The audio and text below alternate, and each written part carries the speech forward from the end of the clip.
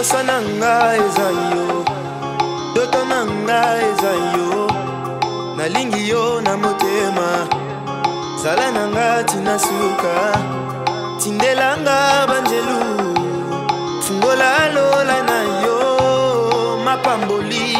Bote mingi balandi ya BTV bisika bosali na tomeli vino vraiment mokolo elamu. Pepe ko elamu bisika bovandi na bitande na bino pona kolanda la grande marmite de la presse congolaise. Oyo azalaka wana toujours pona ko pesa bino makambo na magazine na bino o babengi RD Congo na biso to bakobele boso na politico oye kamba makana mwana mboka Clarisse Wet la grande marmite de la presse congolaise le loto yambeli bino ndeko na biso mesenzoto de la MLC to komeka un peu ko solo là ko sala moi banalise pe ko tuna basango ya président na biso Jean-Pierre Mbemba akomi wapi pe ezotambola ndenge nini MLC ezokende bisika nini pe to komeka ko simba mo mukie pouvoir eza en place ya ndeko Fati Chilombo parce que tozo mona crise ezokota na kati mboka oyo rien ne marche nungu bulu yekele koti na kati mboka oyo to ebite banzale zo sila te pasi dollar likolo to ebite to kende na mboka o wapi. Bonjour Papa Nzo. Bonjour, c'est Papa Ngoto Joseph. Papa Ngoto Joseph. Boni. Madame maman. Na se permis ko yale lona plateau na yo grande marmite to balanda ngo mokili mobimba. C'est vraiment grand honneur pour nous. Voilà. Merci beaucoup papa. Papa Joseph, ndeko Joseph vie à partir ezokene ndenge nini ya MLC. MLC a kitoko mingi, Jean-Pierre Mbemba ça na biso plus de 3 mois awa à organiser parti à sali ba nomination par-ci par-là, sali ba signer ba décision belé. Biso peut côté en action, parti est très bien. Moi ça faut travailler fourmi hein. Fourmi a pour ça makele les belé que soit travailler. Tout travailler dans la scène c'est makasi. Mais qui fourmi la bino c'est comme si sur le terrain. Bozo kana penzatin. Pas fourmi à swaka. Yo nous allons gâteau calendrier. Tout ça va marche, tout ça va bloquer. Non, que ça va marche mais on sent pas vraiment un MLC sur. Non non, on a des politiques mabe bossa kana mboka. Biso toujours ça la fourmi, toujours former bateau. Comment il va partir tu vas dans le pouvoir les loyo, ba na problème hein. Et bah comme na pouvoir, bah ça na ba jeune, ba ebini ni mboka tambola raté. Donc nous sommes MLC, nous sommes en train de travailler en profondeur. Bah jeune na biso, qu'on s'implanter tranquillement parce que Golobanine. Tu es installé, tu as non, nous on les fait, on fait nos réunions régulièrement. Nous avons un camarade parlement à Jeune, dans la ville de Kinshasa, nous avons un président à Jeune, dans la ville de Kinshasa, nous avons une réunion chaque samedi sans bruit. On les fait assez régulièrement. On travaille vraiment, tout ça vraiment. Résultat ya bosanga na bino kokutana kina Betani pona kosangisa ba jeune surtout o ya MLC. Résultat nango et Soukiboni. C'est toujours la résolution. Résultat, vous en après.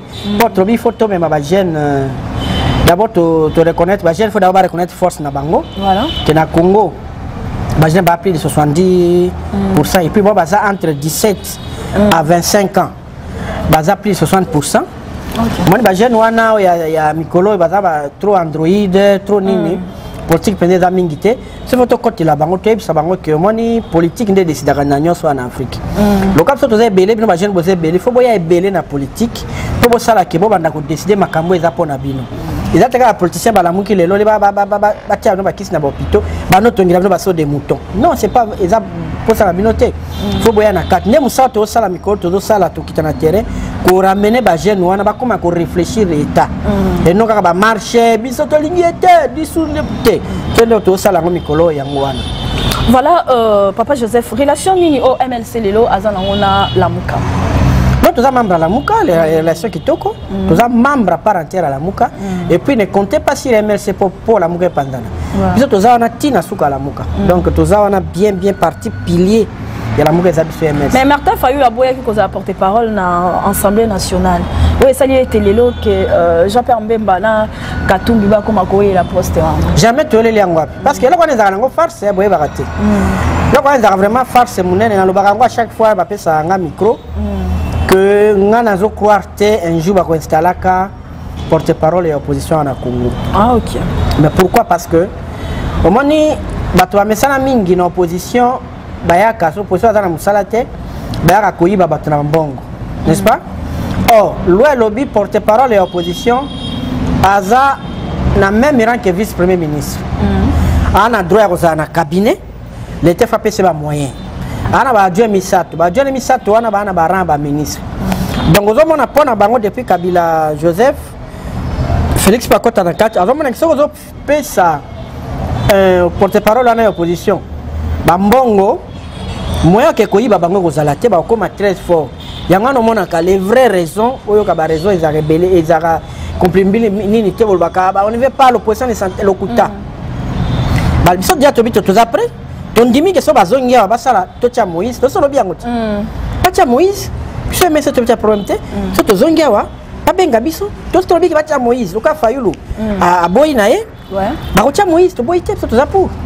Ah donc il go nous ezana ngote bino MLC bo sepel na bino kebata Moïse ah za na porte-parole ya Assemblée nationale mais aujourd'hui mateke ni poste on est koza na kata Assemblée nationale nazo ni mateke ba député ya majorité ba kona ba mama mabunda na nyoyo par contre il faut pas convoquer na tambo mamba nazo ndi matam kolomongo te kanga date ya le 4 février ko benga biso ko dam sa porte-parole bon ça la ngote OK et surtout que budget c'est bimaki tout na kati ya budget to moni nulle part le financement et à porte-parole à l'opposition alors qu'on arrête un peu de nous distraire. Au Kolobani na un président Fati. Catastrophe. Catastrophe terrible. Catastrophe n'engeni ba projet ça a quitté à celle ba sorti moteur il a fait sortir des gens. Yo les qui na sorti moteur né. Mais ba sorti moteur ça en cours. En cours hein. Mais c'est ça cadeau de Noël non. Ouais. Sur les cas qui kuna. Il y a barré DGC.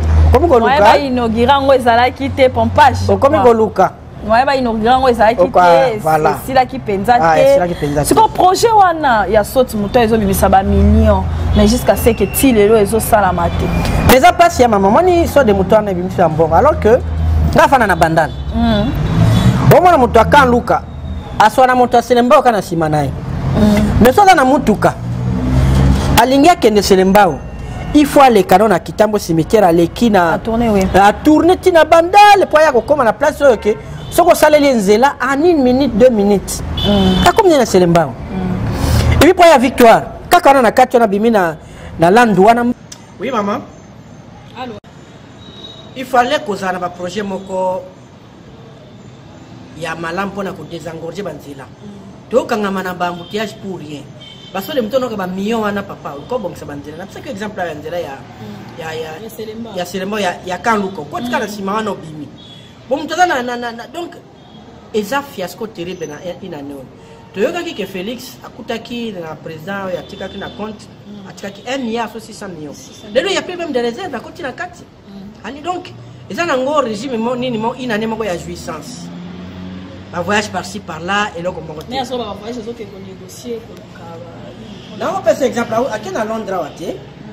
président Égypte pas qu'il Égypte dans na basara bazana budget na 6 milliards biso budget ba bi 11 milliards peut to ça n'éviter président Égypte a quel 20 personnes biso to quel 210 personnes biso to quel lukambongo to quel ko fêter 200 personnes na ba ke ko sala nini vous mona et puis toujours comme mboka on a né mon azo na comprendre donc ina noyo mawa na mawa vraiment donc mamelo ko monter catastrophe et non yeso sala ke ba ministre ba banga mokonza mboka te po mokonza mboka ila za mukanya ko ça bana ba banga na ndako te c'est que autoritaire te c'est aussi simple que ça non ba ibi sika ba pouvoir na bazo banga yo bika ministre écoute un simple citoyen comme Ndeko dans mon a perdu ce qui arrive magie il dit des choses. Même la procureur Azobangaye, il y a un peu comme ça. Il y a un ministre, des simples citoyens d'Unia, qu'est-ce qu'on attend par longueur de journée? Mais pas c'est mondialité. Mondialité, pouvoir réalité dans le Bangaye. C'est ça, justement. Ça passe. Tout ça parce que la paix, c'est qui est beaucoup. Parce que beaucoup de gens qui ont peuple, ils ont côté les Mogoba, non, peuple, mais peuple, c'est que nous avons ça là, nous avons soutenir. Bien, quand on a eu des pèses, on va taper bloqué. Ça. Le président a tellement bloqué. Est-ce que la possibilité pour ça a été à changer le gouvernement ou ils ont en place pour aller au moyen pour fonctionner pour réussir à 4 ans et gouvernement bloqué, Nani. Mais à ce qu'on travaille. Mais il y a mon côté, dans la salle, conseil des ministres. Yo mon président c'est le conseil des ministres. Lobi Minerval ya bala campus. Et vous avez 290 000. Bana batambo na limité wana na ba moto, fati béton, oui. Un ministre vient après ça. Alobi non toka ki mawana président lobi kaka. Maman, résolution ya conseil des ministres le président Zaina président premier ministre. Ministre a changé. Est-ce que tout ça peuple congolais souffre tant que bino bazoyi baba bo. Peuple congolais ndalinga souffrir. Peuple na Tunisie baba ki na Benali et Koki peuple maka na nzela. Béchir soki ndenge nini. Akosaka bato mizima melaka masangati bakena ndako ne bakuti tala ba champagne ba whisky nyoko mboka ba vodka ba sac ya dollar. Ah peuple baki Koki. Yo na zana prison pas 200 francs. Ah vraiment mboko yo. Mais nani akoloba? Les politiciens bazo bénéficier na bango. C'est à vous. Yo ne peuple côté les mains. Na bino bonga yenda bi mamel. Congolais ndalingite yo ko sala bona mboka msusu. Afrique du Sud na zuma ba sambisa ite. Peuple mbongo na biso ko tonga ngo piscine. Piscine pamba nanda ko moko kaka nde nani. Zuma aibaki. Seulement ça, il alota asamba. Mais bino awa. Moto tonga ba parc na ye, asala nyonso ya alonga président zo continuer ko tamana ba mituka ya présidence bazo futa ye ba changa ba carburant. Mais ça ne vous dit absolument rien. Bon, est-ce qu'on a quitté Nzambe, est-ce pas quitté? Ce qu'on a changé finité aux années, voilà. Malheureusement. Est-ce que Jean-Pierre Mbemba a posé la candidat président en 2023? Bien sûr. Bien sûr, la candidat. Non, on va président la candidat. La candidat en 2023.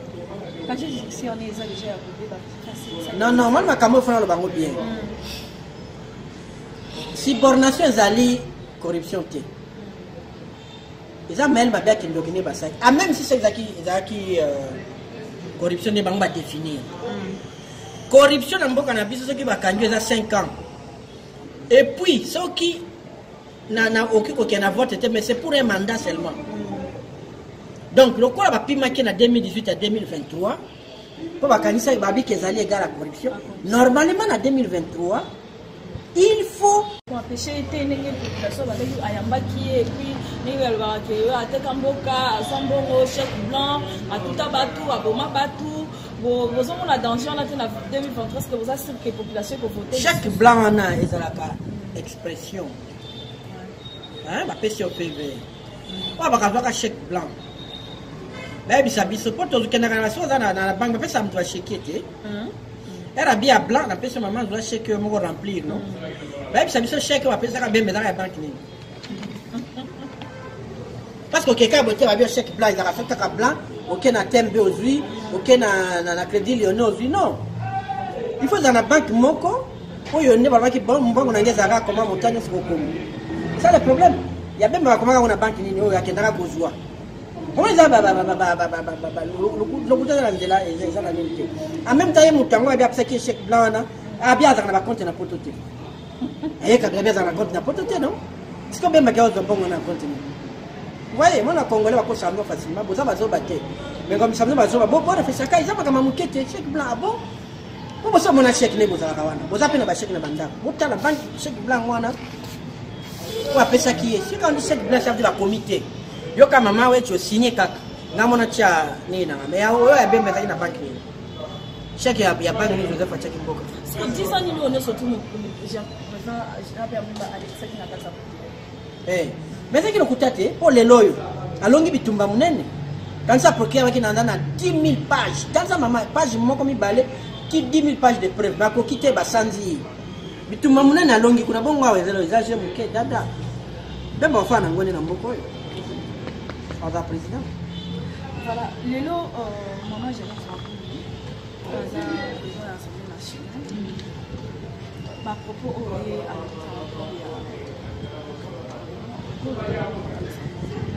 problème ngano ezala congolais tout ça la que fort to kina kana eloko eza principal prioritaire peuple a souffrir sérieusement pas besoin kufa na mabeni pas besoin lier sous bien te uli bosa débat makasi sur yango bino kama mama bunda lobaki boyi mais c'est zo même affaire wapi entre nous est-ce que mama bunda lobia lobilo kuta est-ce que makambo efatia lobaki na nini na Londres abilo kuta non. Alors, il y a Londres qui en tant que président a un pouvoir à dissoudre le Parlement. Et ça est prévu dans la Constitution. Maman Bunda parle que oui, il y a président a pouvoir à dissoudre le Parlement. Parlement pèse un pouvoir à Kolobolayo. Et c'est vrai, au fond, quand on a un autant de zabou, alors, pour la nuit, tu as 2 minutes, 3 minutes pour discuter. C'est de l'énergie perdue. Tout le caningeni, soit des moutons aussi la tête. Nima doit souffrir, même jour, au début que nous avons comme la quitte ça c'est ma campagne, à une bouteille de la caca. Comment vous aurez maillé l'été des années, la même ère, même et comment va se reproduire toujours. Vous de réfléchir si ma campagne, faut qu'on kabilo comme Abunda Lobaki Boye, Félix Lobaki Boye, Moubaki Lobaki Boye. Non, peuple congolais, votre kabilo quoi. Bon, qui par bango, tu vas tabango kara. Ça, ma papa, oui, ok. Na rolia ningeni. Bon, qu'il y a ma question de fois, va changer. Le cas où ma cahier, comment on va me mettre dans la distraction. Bon, ça n'est pas là. Non. Mais si on aime cette aussi, la gêne, mais pas question. Tout ça qui est d'ailleurs déclaration, on a sens on a pour ça, on a la distraction. Bino FCC cache ma kambaba o des solutions. Bon, tika yango. Bon, peut s'en pepe biloko. Bon, peut s'en pepe nda kwa lala. Bon, bongisande makam. Wana ni makam wana mabunda lobi taliban o talibisote. Ce qu'on peuple congolais a on a ndenge pour régner Fatia Zakaka. Kabila derrière Fatia. Peuple n'a mon konzi maman Clarisse. Peuple n'a mon konzi à tout moment partout au monde. La démocratie nyonso. Ce peuple a tellement les londes coquilles tellement le est souverain primaire non. Souverain souverain. Ce qui a tellement les londes et coquilles et coquille Fatia par le belo côté. Pour peut être le belo peut voter pour déposer pouvoir.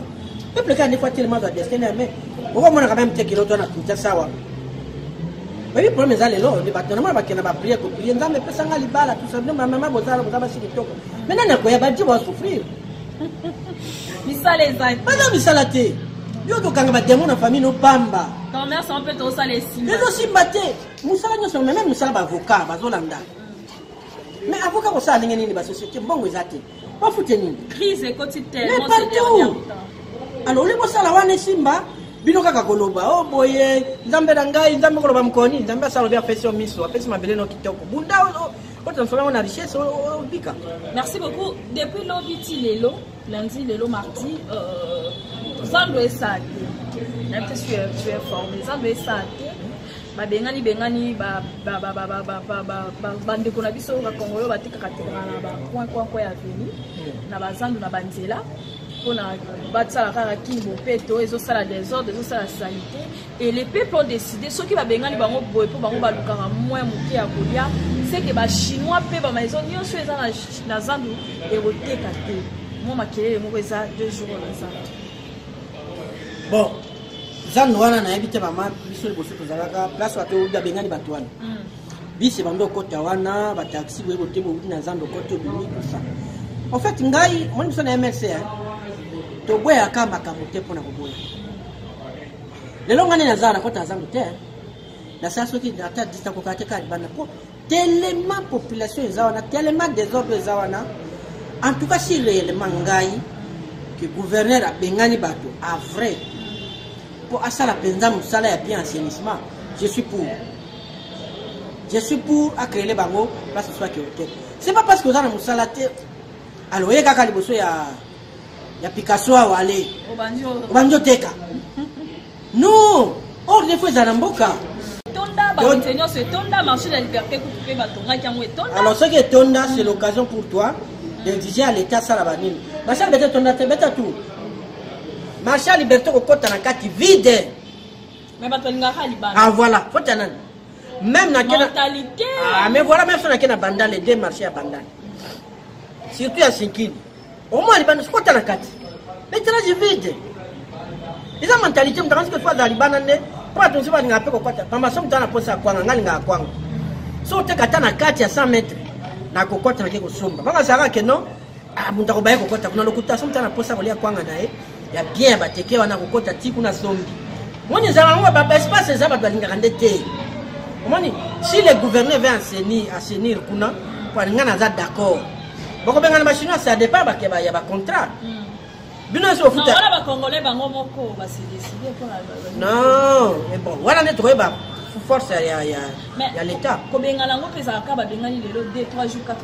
Ce qui a donc si bango na sali mabe mena landaka gouverneur assez ayambaka bango avertissaka bango ngana landaka avertissaka bango ministre de l'environnement Kengelito asara no mepe ba séance mais la congolaise la ka ebi sie boy amona kama kama ngwa ba lobaka boy ero yeko ko bengana ye abandi kolela de ce côté là si c'est pour assainir la ville na boy ngama mabete na 4 ans etikali ya Atika na 3 ans maman. Atika na 3 ans 2023. Bon, on est à ce que ça électoral. Électoral, voilà. 3 ans au Etikali, merci beaucoup. 3 ans au Etikali. Est-ce que vous pensez vraiment que le président Fati a pour s'en sortir? Le côté.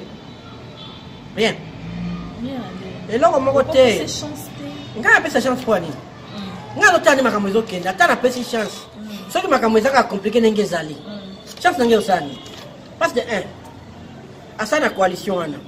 Bato a coalition mazolek bazolo bake chef de bango zaka Félix et zaka nani Kabila Shada na osala bato amarche abi Kabila kozonga na ebonga na et tout ça bon poison na ebonga na il faut argument et la kisa que Fati akoka kité donc ba pemisa ki ba ndeko Kabila pema kinana bino mo bozo constater ngana na confirmer te bozo constater ça veut dire area ko enseignement nenga lobi wana couverture sanitaire d'abord OK pendant l'hôpital boyé à part opération, deux pèses moins bongo. Oh, goûte épaisse. Oh, maman bloque à Mickey va soigner. Et n'a charge à l'État. Bati a fait ça réussir là. Bon, pardon, tu m'as raison, Albert Robani. Avec cette donne-là, donc il y a un peu de loisir. Il faut peuple à télé. Il y a un peuple à Zobarabangou. Merci beaucoup, Balandia. RD Congo, la mission, tout ce qui était déjà. Mickey, moi, tout n'a qu'à remonter. Préparatif au besoin sur le terrain, le président Jean-Pierre Bemba a monté NLC. Non, d'abord, tout ça, il y a un recrutement. Toujours recruter, malin, tout ça, toujours jouer bateau en silence, ma casse. Parce que l'autre a dirigé 18 ans dans le Wassali.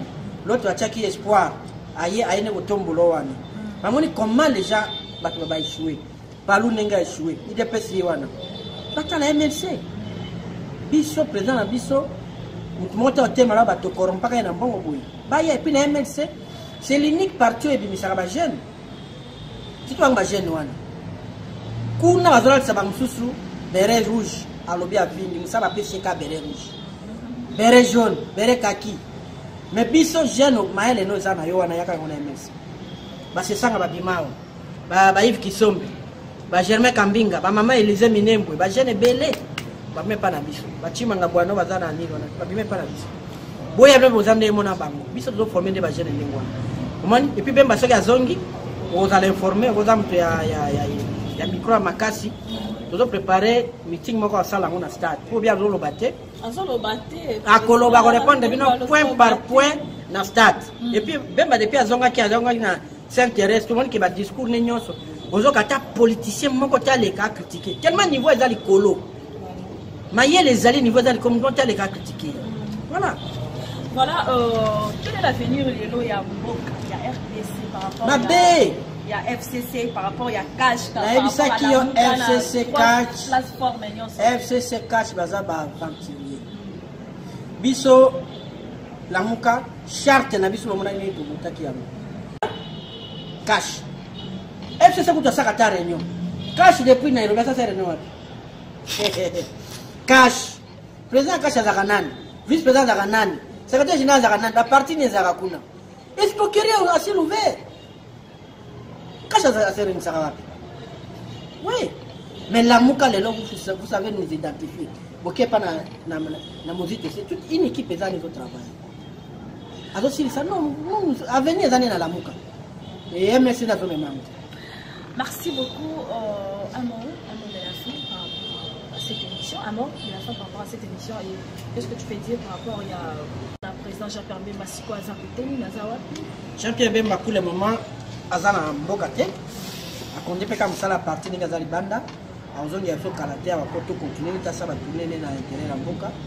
Dans ce pays, le professionnalisme, la façon de poser la question, ça sent vraiment l'intelligence. Nina Wechi, Balatagango Mingi. Dans les Congolais, MLC, c'est le parti vraiment pour libérer les Congolais. Rapidement dans le bas, et puis Congo a Nyonso et Salaté. Atinara Moutamu tout ce qui est dans le village. Biso MLC est aussi rébellion, Troba qui est dans le sac à thé. Ce qui, au lever mesure, il y a un parti politique dans Kinshasa. Tu as pression de mon abaï de pes ou un banan tout bazonga. On parle de répéter tout le temps.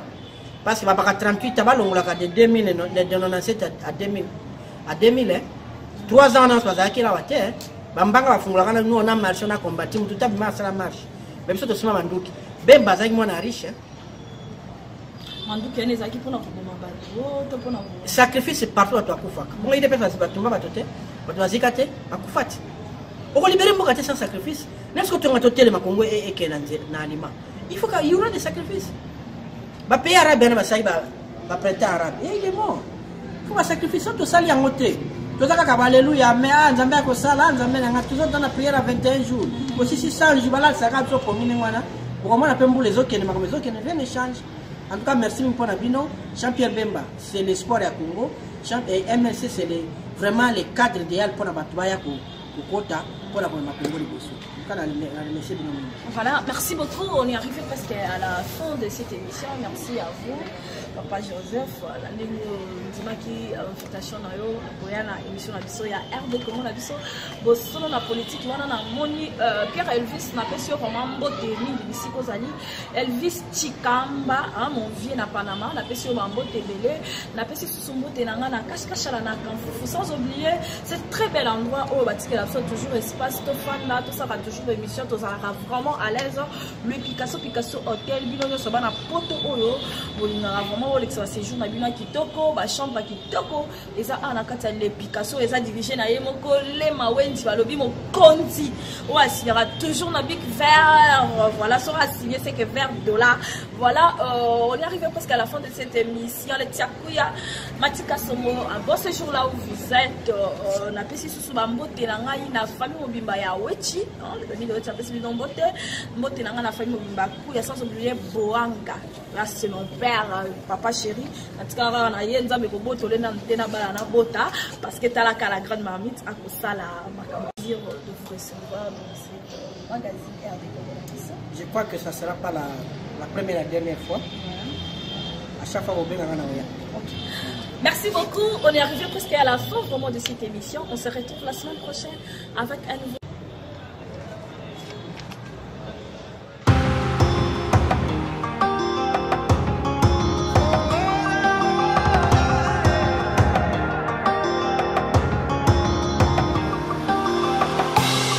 Sananga ezayo Doto nanga ezayo Nalingi yo na motema Sala nanga tinasuka Tindelanga banjelu Fungola lola na